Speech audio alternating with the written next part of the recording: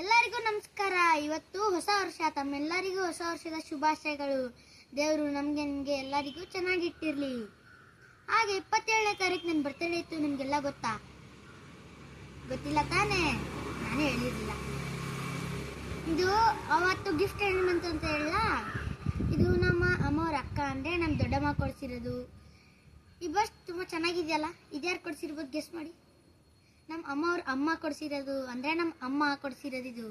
ಈ ಪ್ಲೇಟು ಕೂಡ ಅಷ್ಟೇ, ಅವರೇ ಕೊಡಿಸಿರೋದು. ನನಗೆ ಈ ಥರ ಪ್ಲೇಟಲ್ಲಿ ತಿನ್ನೋಕ್ಕಂದರೆ ತುಂಬ ಇಷ್ಟ.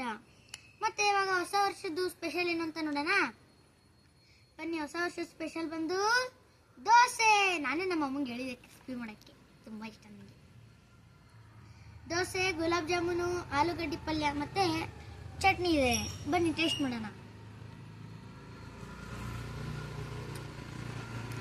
ವಾವ್, ತುಂಬ ಚೆನ್ನಾಗಿದೆ.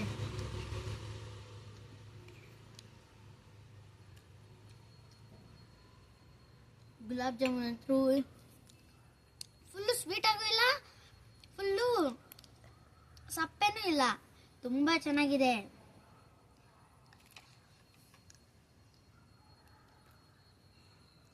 ಸರಿ, ಎಲ್ಲರಿಗೂ ಧನ್ಯವಾದಗಳು.